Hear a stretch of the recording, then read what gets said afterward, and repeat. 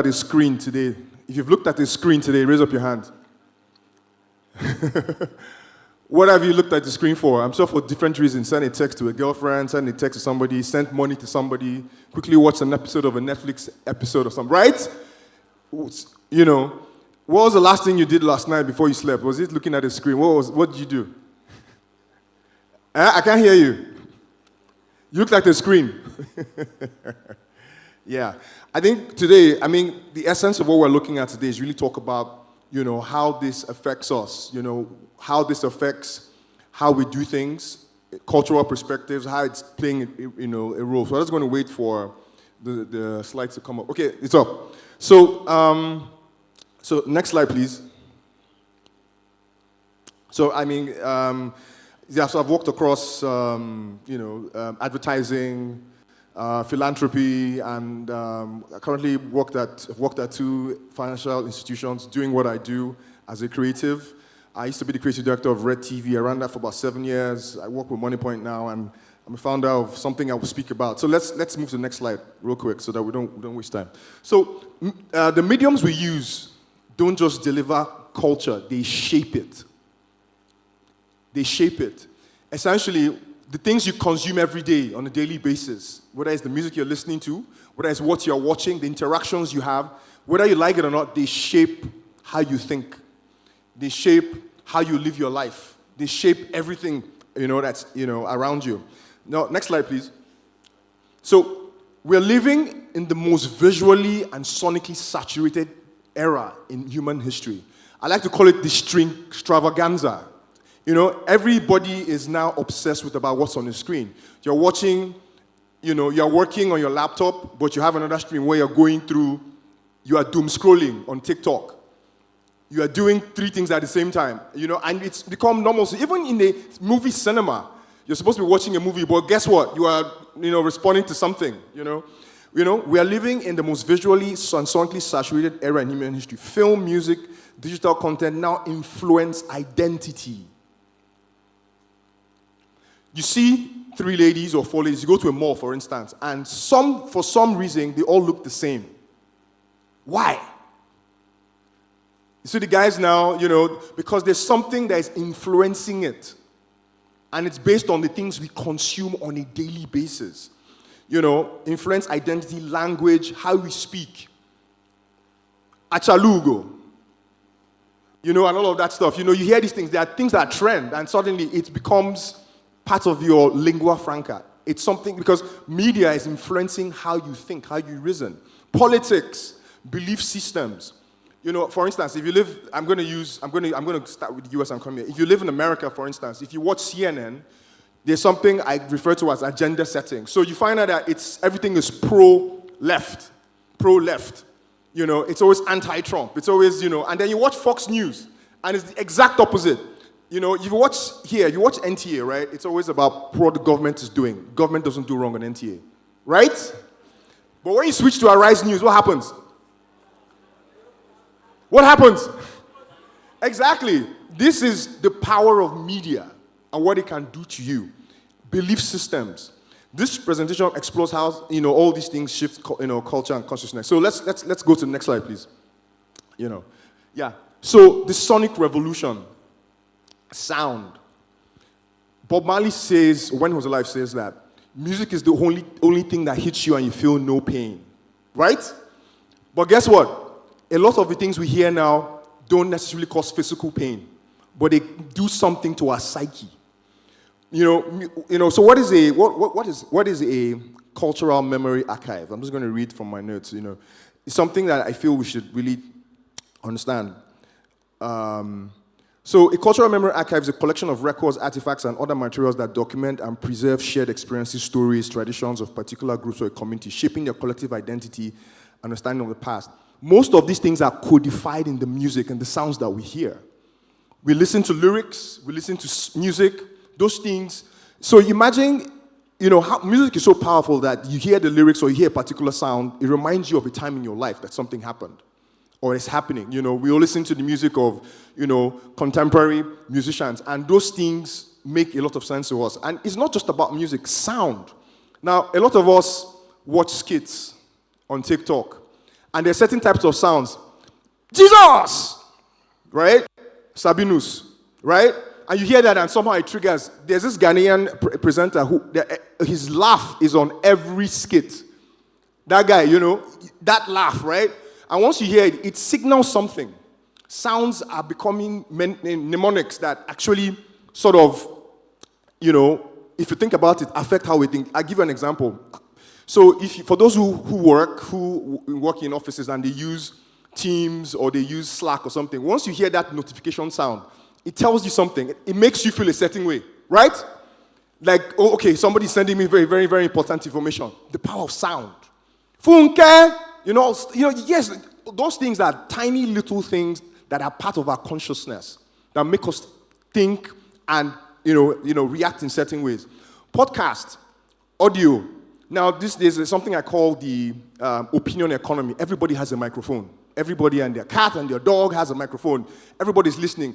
Now, what you don't know is those things, there's nothing wrong in having podcasts, but I need you to understand that you are in a spot where we are listening to so many people. Now, how do you filter that information? Because now people now act and take actions based on what they heard on podcast, based on what they heard somebody talk about, that kind of thing. There's this saying, see no evil, hear no evil, and speak no evil. Don't see, don't hear, don't speak. Now, it means that if you're not supposed to hear or speak evil, it means that evil things can come through these channels, correct? The question is, how are we putting ourselves in a situation where we listen to what is right and how we understand that these things really matter? Netflix, for those who watch Netflix, once you hear that, it tells you something, right? It's something that you don't forget. It signals something. Oh, like I'm about to watch something great or grand and stuff like that. So it is really important. Sound and music are very, very important parts of culture. A very important part of life that shape how we see things and how we view things. It's very, very important. Sound not only tells the story, it feels the story. Sound, even in movies, like if you hear, you're watching a film, even if you're not even watching a film, and you hear, what does it sound? Is that not the sound of Nollywood? And next thing you hear a pan flute. This is how powerful all these audio signals are. So let's move to the next slide. Screen. From TV to TikTok, screens have become our windows to the world. We are caught up in a place where, when you are on your screen, it's sort of like a visual takeover. We're all focused on our screens, scrolling, non-stop scrolling. We are in a place where the things that we see are no longer just for entertainment. They shape us. Like for instance, I don't know how much time parents really have to spend with their kids, training them. Like when we were trained, you are scolded. But now, a lot of all that stuff has now been sort of outsourced to what we see on screens. A lot of trainings, a lot of how we bring up our kids, even teenagers, the things you learn, you defer to an influencer because he's talking about something on TikTok, on Instagram. That becomes what shapes your culture, what shapes your thinking. This is the power that it has.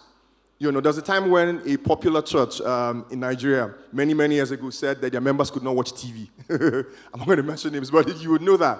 But, I think for them, it was pretty much, this is the influence, this is what can happen to you. Thank God for knowledge now, things have changed. But the whole point was that these things could actually influence your life as a Christian, that kind of thing. But now, it's changing. Now, it's so terrible that, let me explain to you how, there's a killer in the UK who, what his motivation was what he wanted to be like Freddy Krueger. If you've watched Nightmare on Elm Street from the 80s.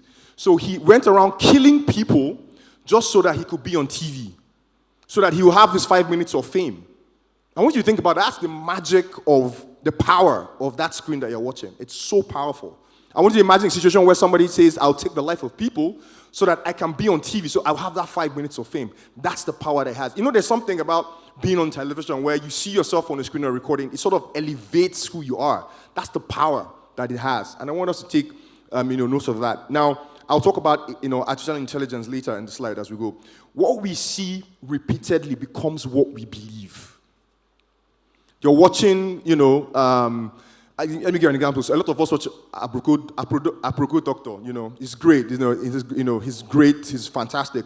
What then happens is that when you now watch every day, you tend to now believe what he's saying. If he says, "Oh, drink water every day, do this," and it's great. The point here is that you begin to believe him. He becomes an authority because you constantly lend yourself to listening. And that's what happens. And when you're listening to information, like Very Dark Man, big, becomes sort of like a cultural icon. You can debate whether what he's doing or not is good or bad. That's a completely different conversation. The point here is that as long as you keep listening to him, you keep believing. And there's nothing wrong with that. What I'm trying to point to you is that that's the power of media to change your mind and your thinking. That is what I want you to understand, that it has the potential to shape your life, to shape how, the Bible talks about guarding your heart with all diligence. Because out of it comes what? The issues of life. Do you understand what I'm saying? This is not about being right or wrong. It's about the power of what you consume on a daily basis. Are you following me? Is this making sense? Great. So let's move to the next slide, please. Yeah. So soul, the cultural core of it. So the melting pot of this, your sound, your screen, what you see, your eyes and your ears, it's the convergence point. So if you had a triangle, the sound, the screen, at the bottom is your soul because it all converges inside you. It forms your thinking. It forms your way of life, your point of view. It completely changes your view. How multimedia affects values, identity, and imagination. So you watch music videos, I'm like a bit of an 80s kid, and a 90s kid. I saw when a lot of, through MTV, the hip-hop culture started to come into Africa, right? Everybody started wearing baggy jeans, sneakers, my Jordan 1s, Jordan 2s, everybody, that kind of thing. Now, even with Afrobeats, it hasn't really changed the fact that the guys who sing Afrobeats, do they wear agbada? They will still wear what? Baggy jeans, leather jackets, big chains. That is culture that has been influenced by what they've seen on screen. Because what you see on screen is what you try to imbibe. For YouTubers, people who are into beauty and all that stuff, you watch people like Jackie, I know, and all that, all those makeup videos and stuff like that. You want to be like that. You want to wear, all the celebrity musicians. You want to talk like what's her name now? I was going to say, what's her name? The name escapes me now. A lot of all these, female rap artists, you want to be like them. You want to wear nails like them. You want to sound like them. And there's nothing wrong with that. It's your choice. But the point is that subconsciously, when you constantly go, for instance, I'm going to talk about what everybody knows, the Kardashians. There's a time when it was a personal goal for a lot of people. I don't know, Gen Z is probably younger now, but you guys have your own influences and all of that. But there's a time when a lot of, at least millennials, that in my generation wanted to be like them. They wanted to just sound like them, be like them. That is the power of screen. You watch keeping up with the Kardashians, and you want to be like that. That's the power it has. Multimedia affects values, integrity, and imagination. The role of film, the music in shaping collective memory. Cultural appropriation versus cultural preservation. What does cultural appropriation mean? When a larger culture is sort of preying on a less known culture, or less culture that is not as big. For instance, you see someone like the Kardashians wearing Fulani braids. It's not as if there's nothing wrong with it, but they don't understand the meaning or the importance of what it is. It's kind of like if you see somebody who is white wearing probably an Isiago dress or something like that. It's great, but he doesn't understand the meaning. It's lost. Versus when we now use culture, you use media to preserve our cultures.